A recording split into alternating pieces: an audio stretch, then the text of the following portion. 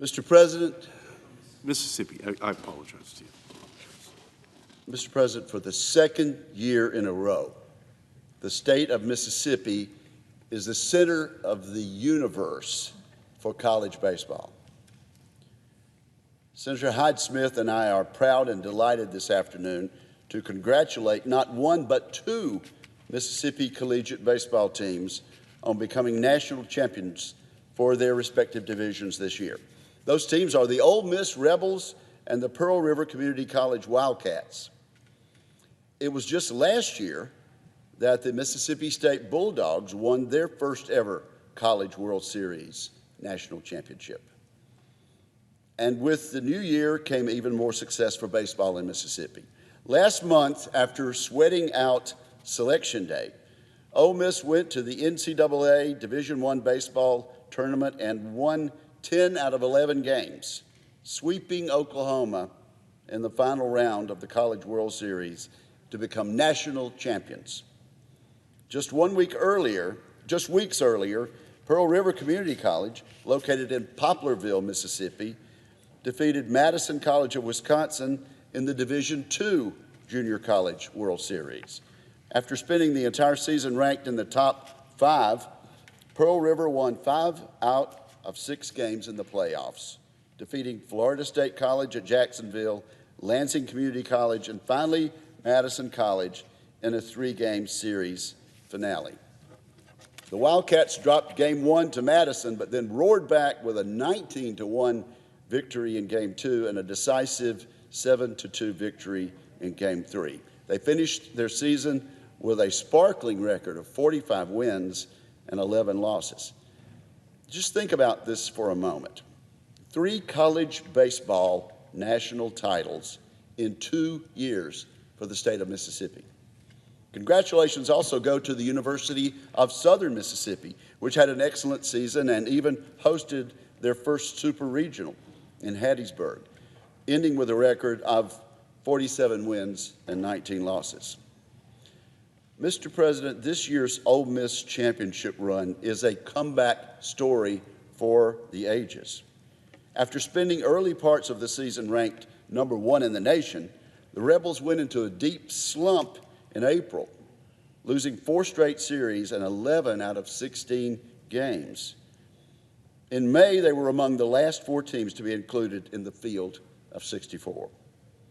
But they had finished the regular season hot, and some people believed they just might carry that momentum into the playoffs, and they did, outscoring their opponents 46 runs to 11 down the stretch. Led by Coach Mike Bianco and team captain Tim Elko, Ole Miss beat one team after another, first Arizona and Miami in the regional, then Southern Miss in the Hattiesburg Super Regional, then Auburn and Arkansas in the College World Series, which led to a final best 2 out of 3 face-off with Oklahoma. Game 1 was a slugfest.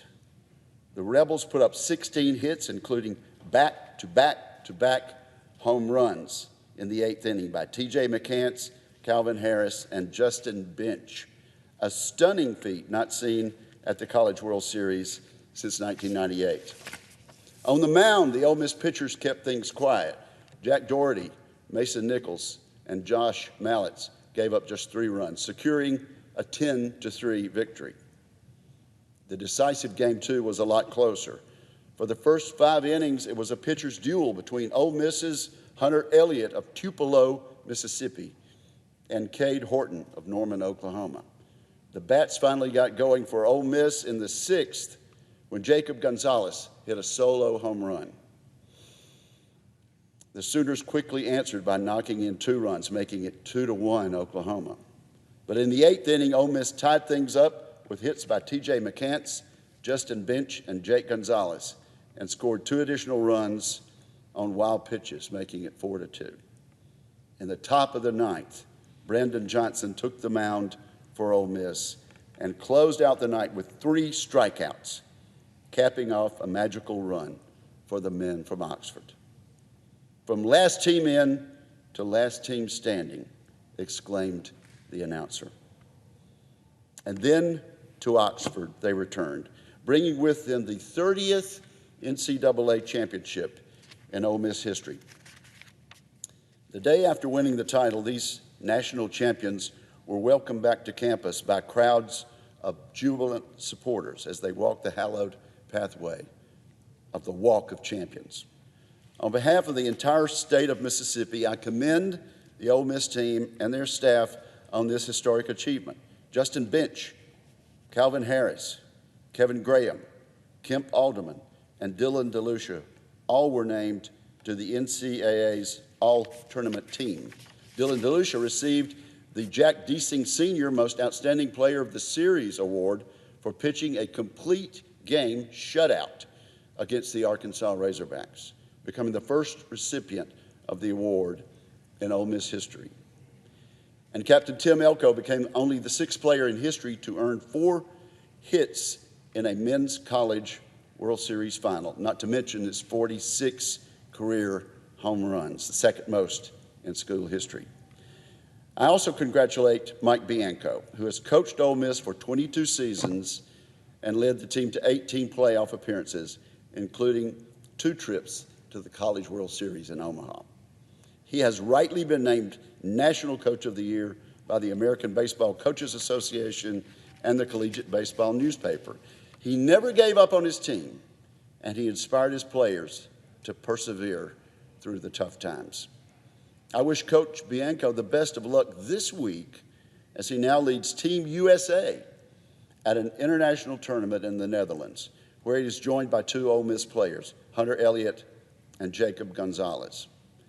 I also congratulate Michael Aveline, head coach for the Pearl River Wildcats, who after leading his team to a national title was named National Coach of the Year for Division II junior colleges.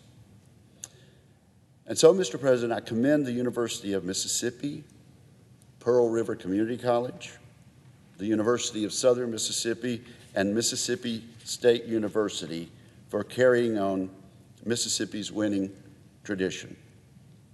2 years ago, after a season cut short by the COVID pandemic, Ole Miss catcher Hayden Dunhurst boldly said, "I have never been a part of a team so special.